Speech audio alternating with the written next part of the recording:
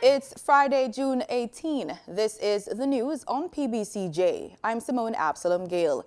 Jamaica began its COVID-19 vaccination program on March 10 of this year. To date, over 220,000 Jamaicans have received their first dose of the COVID-19 vaccine. The Health and Wellness Ministry's Director of Family Health Services, Dr. Melody Innes, gave a breakdown at Thursday's virtual COVID conversation press brief. So the vaccination program continues, and to date we have vaccinated just over 220,000 persons. Now we have to look at those who have received their first dose and those who have received the second. So we are just above 168,000, specifically at 168,758. That's the persons who would have received their first dose. Now, of this number, some 51,908 persons have received their second dose. As to the country's stock of vaccines, Portfolio Minister Dr. Christopher Tufton says there are supply challenges. We're also anticipating another shipment through the COVAX facility, and our agency, the National Health Fund, continues to negotiate the purchase of vaccines and explore other potential sources. Unfortunately, we can't give any more specific information on time. We have to give a range because vaccines are still a scarce commodity globally based on what is happening in the world, based on those who have immediate access or first preference, because of where production facilities are, because of the nationalities of the manufacturers, and so on. The funeral for legendary reggae singer Bunny Wailer took place today, June 18, at the Dreamland Farm on the border of St. Thomas and Portland. The singer died on March 2 after a protracted bout of illness. His real name was Neville Livingston, and he was affectionately known as Jabi. He, along with Bob Marley and Peter Tosh, were founding members of the Wailers. Marley died of cancer on May 11, 1981, while Tosh was slain at his home on September 11, 1987.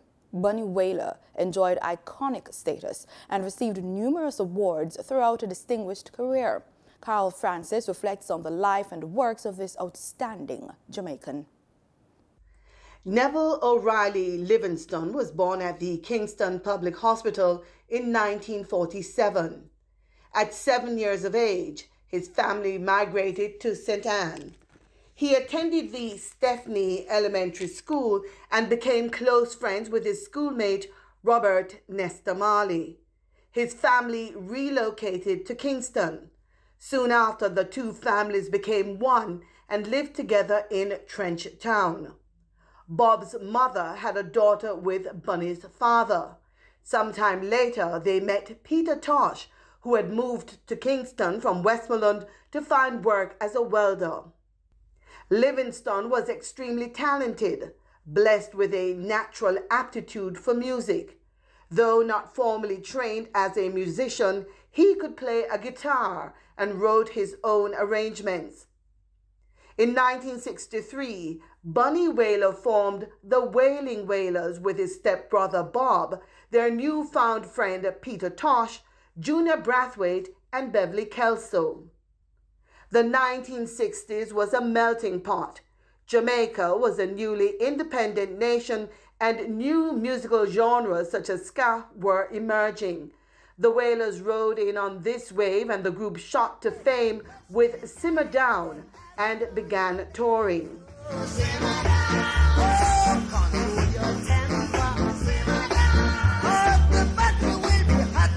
The Wailers were a representation of the changing times.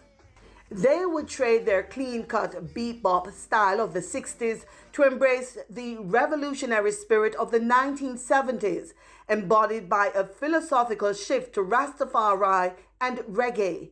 Their success would blossom. They gained global recognition, and then the original Wailers would part ways, with the singers each pursuing individual careers. An energetic performer, Bunny Wailer experimented with various genres after leaving the Wailers, including dancehall and disco. You got to know it.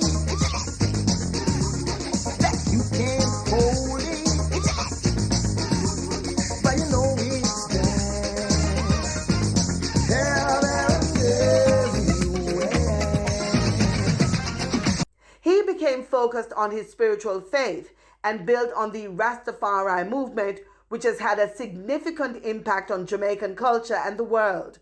When one says that he's a Rastaman, it's because that he was created a Rastaman. It's not a thing along the way. That if whatever you were or whatever you were created for, that's what you're gonna be. If you even adopt the principles, you're still gonna come back to whatever you were created for. So in the Rastaman is a divine order of creation from the mother's womb. So the Father instilled within our minds the concept and the understanding of His Imperial Majesty. So it is the original religion. Of course. It implanted in the conscience of man. It was the first. Rastafarianism? The first religion. Yes, the first religion, the religion of truth and right and equity and justice. In the Bible, it has been pointed out in Acts chapter 2 of the fruit of the loins of Jesse, of David, Christ shall sit upon the throne of David. It is in Acts chapter 2. In the Revelations, it shows us that the lamb that was slain and yet is shall reign in truth and victory forever. Yes. Which is the conquering lion of the tribe of Judah. Yes. So with that knowledge and with the inspiration that the Rastaman, because Rastas get visions too. You know, I have gotten several visions of His Imperial Majesty. You? Of course. I have vision of Zion itself. Zion, the holy place where we all are like that high. You know, we are all children. Yes. We have wings. Yes. We fly. If we want to walk, we walk. Yes. If we want to fly, we fly. But I've gotten a vision of Zion, and the only person in Zion that is adult is His Imperial Majesty.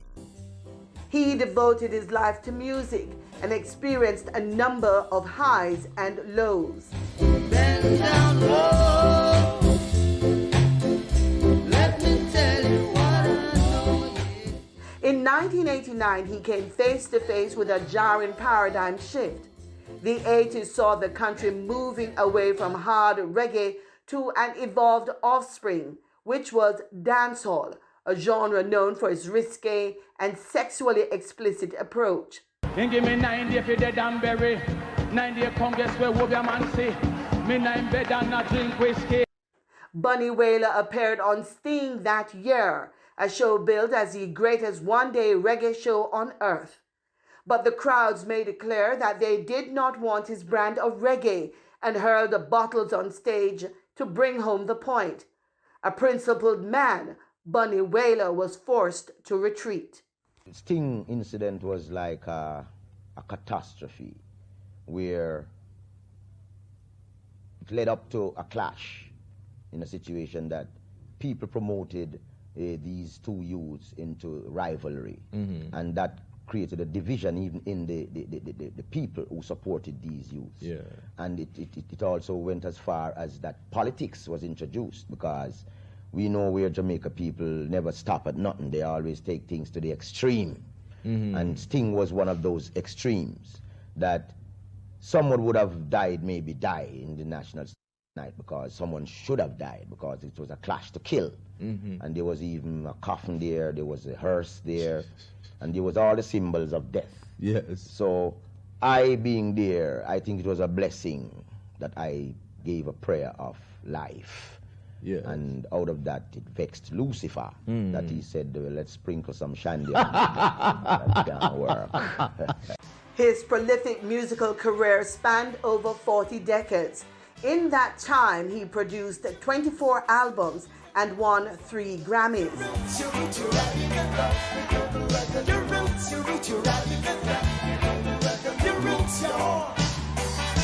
He was a lover of music, a principled man, not only in music, but also in life.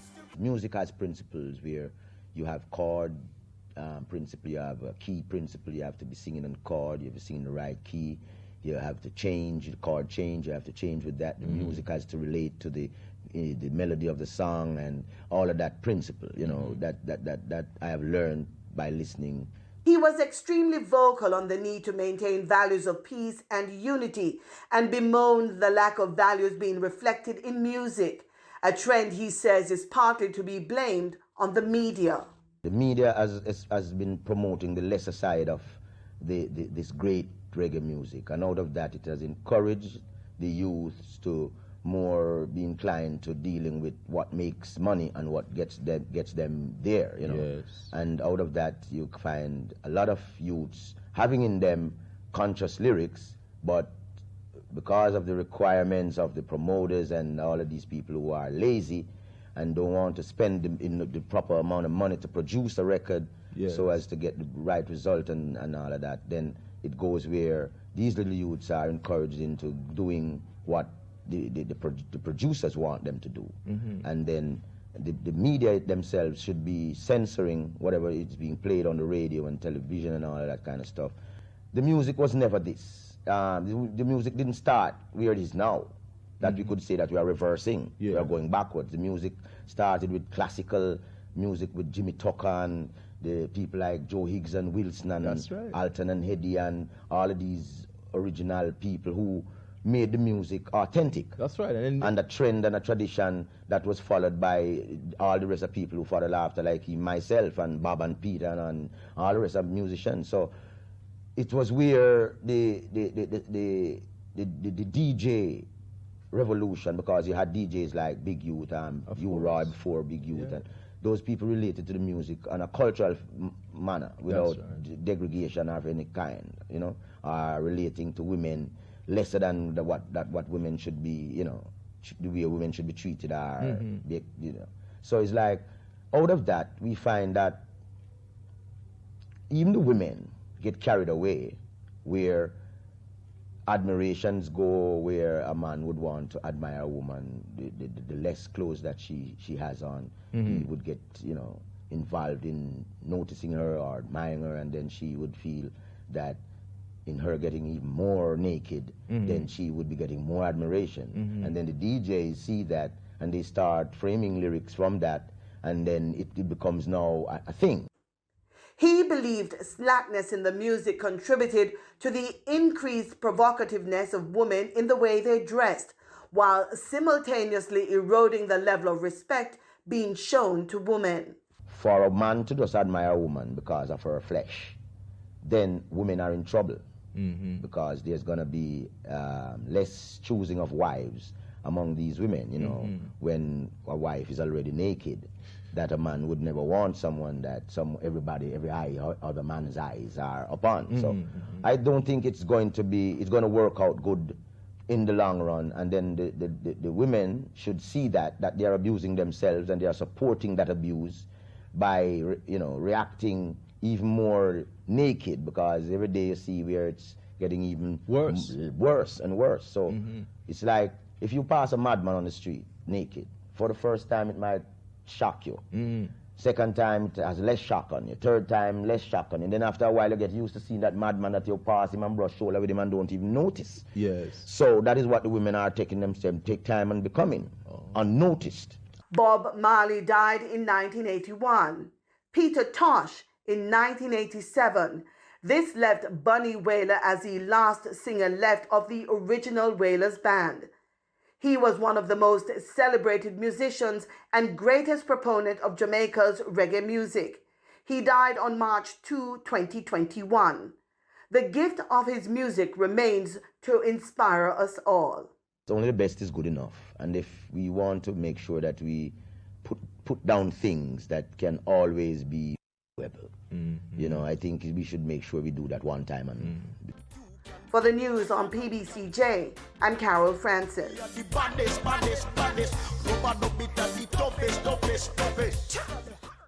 We roll into this week's extended business report with the latest from the Transport Authority on the presence of popular lift service Uber in Jamaica. Also, host Gabriel Thompson navigates through a recent virtual conference on how to survive a debt crisis. We get all this plus our daily market updates.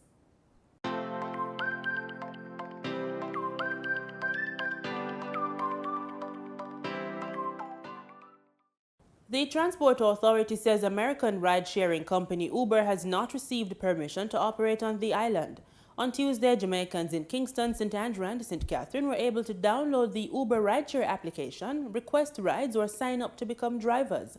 The Transport Authority, however, issued a note of caution. In a release issued Wednesday, the regulator said while it encourages diversity and engagement of technological solutions in providing services, any attempt to circumvent the provisions of the law will be taken as intent to operate illegally and not in the interest of good order or safety. In a statement announcing its availability in the Kingston metropolitan area and St. Catherine, Uber described its business model as a vehicle with driver lease agreement, saying the app serves as a contract portal between two parties who agree to sign a private lease contract every time services are used. The company says its model is, quote, legally permissible in Jamaica considering the applicable regulatory framework and has been successfully employed in other countries in the region, such as Honduras and Colombia, end quote. But the Transport Authority says the company's lease agreement is a new designation in the local public transportation landscape and may not eliminate the need for the company to engage licensed public transportation operators to provide its ride-sharing services locally. The authority says the provision of public transportation services, irrespective of the technology used, once deemed functionally as such, requires a road license from the authority. The Transport Authority says it previously met with the Uber team on two separate occasions when it was approached by the company intending to provide ride-sharing services. On both of these occasions, Uber was advised that the regulator is prepared to encourage its operations in the market once done in accordance with local public transportation legislation, which requires the engagement of public transportation operators to provide these services. Uber's debut in the Jamaican market has been met with mixed reactions. Local transport players have expressed concern about whether the company will be held to the same approval processes. To date, Transport Minister Robert Montague has not issued a statement. In Thursday's trading session, the JSE Combined Index advanced by 5,877 points to close at over 435,000 units. Overall, market activity resulted from trading in 91 stocks, of which 53 advanced, 22 declined, and 16 traded firm. The Junior Market Index advanced by 15 points to close at over 3,000 units. Stocks advanced for 138 Student Living Jamaica Limited, 1834 Investments Limited, and Barita Investments Limited. Stocks declined for Access Financial Services Limited, AMG Packaging and Paper Company Limited, and Cargo Handlers Limited. Trading firm were CAC 2000 9.5% preference shares, Dermont Trading Company Limited, and Dolphin Cove Limited. Sagicor Select Funds Limited Financial was the volume leader with over 15 million units, followed by Wigton Wind Farm Limited ordinary shares with 3.7 million units, and Future Energy Source Company Limited ordinary shares with over 1.9 million units. In foreign exchange trading for Thursday, June 17, the US dollar sold for an average $151.42. The Canadian dollar ended trading at $123.49. The pound sterling traded for $212.30, and the euro sold for an average $182.37. This week, we share snippets from the financially focused roundtable discussion powered by the Caribbean Credit Repair Association, hosted by Denise Williams. The discussion, titled Survive a Debt Crisis, Bankers and Business People Drop the Knowledge, takes a look at the lessons industry leaders and professionals learned from the coronavirus pandemic and the explosion of consumer debt. The discussion featured experts from the executive board of the private sector organization of Jamaica, PSOJ, who are leaders in their respective organizations. Today, we'll hear from owner and proprietor of the popular Jake's Hotel, located in Treasure Beach, St. Elizabeth, Jason Hensel. He says the coronavirus pandemic blindsided the business and encouraged other business owners to take a look at long, medium, and short-term strategies. And being in the hotel business, most hotels, if not every single one of them, operate on deposits for forward bookings, right? So it's a bit of a slippery slope, and it's quite dangerous because every single person who has booked a holiday from you, whether it's next week or in 2 years' time, they were fully within their rights to say, we can't come, the borders are closed, we need our money back, right? And that would have put us in an incredibly bad situation, right? So thank goodness, a lot of those forward bookings were persons who had come to Jake's before, sometimes 2, 3, 4, 5 times before. And what we were able to do is reach out to them and say, look, we're going to offer you 18 months to rebook, an 18-month window. And the truth is, if someone even wanted 2 years, we would have given it to them. We said, you know, we know that the world has shifted, the floor has fallen out from under us. But what we really want is for you to stick with us and not ask for your money back, right? And I'm proud to say, and I'm very proud to say that of 100% of the forward bookings, we were able to retain 70%. Okay. And only have to return 30%. And I think that was a team effort, and that was really appealing to persons because, as you said earlier, it's a two-way street, right? It's the same. It's as though we're the banker in this case, and the traveler is the customer. Basically, you know, we're going to be here when this is done. We want you to come back to Jake's. We want you to remain a loyal customer. We're going to take care of you. We'll never forget this, right? Yes. And I'll be honest with you, there was one pretty emotional period for me when a guest called me. This was about a month into the pandemic, and he said, Jason, how many staff you have? I said, 150. He said, here's my credit card information. I want you to give every single one of them $100 US. Wow. And let me tell you, I was in a state, okay? Wow. And then another guest of ours reached out to us and said she wanted to start a GoFundMe. And that raised $70,000 US for a staff. Now, for a small hotel of our size, I think it just spoke volumes, you know?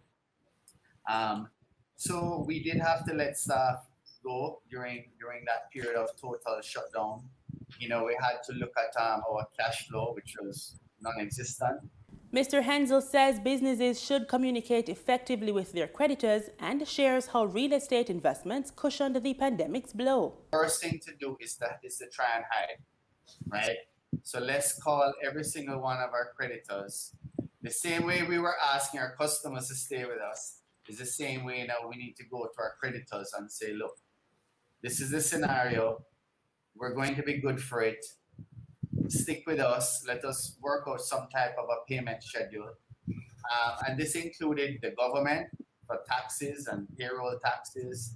This included suppliers like Grace Kennedy, Caribbean Producers, Wisimco, people who have had a relationship since we started in 1993. So we were very honest with them. And then I remember speaking to our banker about the situation. And, you know, over the years, we have taken a community-based approach.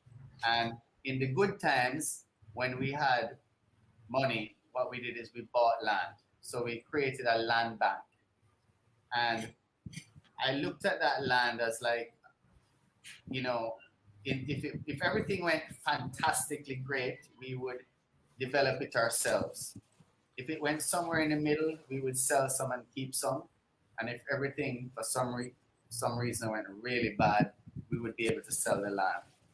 So one of the good things that happened during the pandemic is that a lot of Kingstonians, particularly Kingstonians, started to come to Treasure Beach because, you know, they couldn't travel and they'd already been to Ochi and Montego Bay and Negril and all these places, Port Antonio. So like, you know what, all right, I've been hearing about Treasure Beach for a long time. Let me go and check it out. And a lot of those Kingstonians, quite frankly, are the ones who carried us through this period, the local. Wow. And the good news is that they inquired about land for sale. And we had to sell 3 pieces of land, or we decided to sell 3 pieces of land. Quite honestly, our bank told us that we were not there yet. That was the language that they used. They said, you know, I don't want you to panic. I don't want you to think that you have to start selling assets. But I am, my level of risk tolerance is you know, fairly low. Everyone has a different level of risk that they're comfortable with. And I wanted to be able to sleep well at night. Vice President of the Pbcj and President of First Global Bank, Mariam McIntosh Robinson, encouraged entrepreneurs and business owners to do scenario planning. and to say the what ifs. And with the what ifs, you take actions to create that cushion. Because I think if anything we should take away, if we don't take anything else away from this pandemic, the Black Swan event, the impossible 1% has happened. So we always have this perception of business owners and entrepreneurs as people who push all the way to the limit and they take risks and they're very flamboyant in how they see the world and highly, optimistic. And I think it's just a very practical example of how to run a sustainable business. Find the full roundtable discussion on PBCJ's YouTube channel. For more information on the development of your financial future, head on over to financiallyfocusedmedia.com. And that's it for this extended edition of the Business Report Inside the News on PBCJ. I'm Gabrielle Thompson. Pleasant viewing.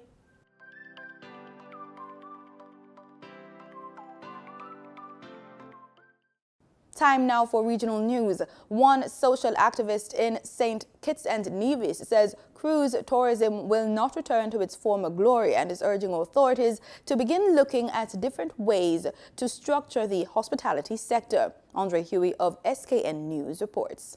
In an interview with SK Newsline, Ms. Richards, who worked in the hospitality sector previously, said COVID-19 is giving a chance for St. Kitts and Nevis to restructure the hospitality sector and diversify the economy. But in her view, this is not being done. Cruise passengers don't stay in hotels, darling. They come through and they go. Another area of tourism we don't look at is the yachtsmen, right? I'm from Sandy Point, and you have something called Sail Caribbean, which is a school, and that's just one.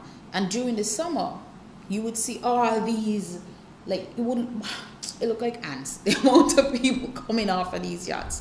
Yachtsmen come, sometimes they have to put their boat in or they might still, they need groceries. They're here for generally at least some of them on average a month. All over. And they go all over. They go between Nevis and St. Kitts. Sometimes they go station for the whole period. And they tend to stay away from your port when you have a lot of cruise ships in, because somehow these two types of passengers clash. They don't like it. But these are people who have the most black Amex I've ever seen. Ain't coming from people off the cruise ship. It coming from the man who coming through in his joggers with his tear up shot, smelling like the seawater, has been on a boat for 3 months and just want a shower, but he gonna come and pay you with a black Amex, right? These are the people, these are the areas that we can focus on because they're gonna be staying a longer time. She said that cruise tourism will not return to its former glory, and we must begin to look at alternatives. I'm not convinced that cruise tourism is coming back on the level that they think. So it's like they're saying we're holding them hostage and stuff, but the cruise tourism is going to come back more in a trickle form before it comes back to what it was. What you're going to do between there, you've already invested all this money, yes, you've already lost money for a year. So, a lot of people are going back into it with this hope that it's just going to be how it was. It's not going to be that way. You're not going to be making the profits you were making before. How are you going to deal with that? This comes down to a personal decision even in your business. So we have to now figure out ways to make up for that loss. The full interview with Ms. Richards will air on SK Newsline at a future date. Andre Huey, SKN Newsline. We go now to sports. With the Tokyo Games set to begin in another 5 weeks, thousands of Olympic volunteers and officials began receiving vaccines in Tokyo on Friday. All this, even as experts warned it would be safest to hold the event without fans.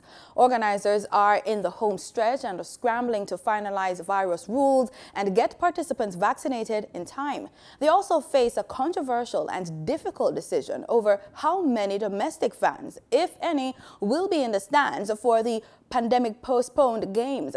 Japanese Olympic athletes have already begun receiving vaccines, and the rollout expanded on Friday to Olympic staff, volunteers, and others who will interact with the overseas participants. The International Olympic Committee has donated enough Pfizer-BioNTech doses for 40,000 people, including airport staff, local media, and Olympic referees. And that's our package for today. You have just watched the news on PBCJ, the People's Station.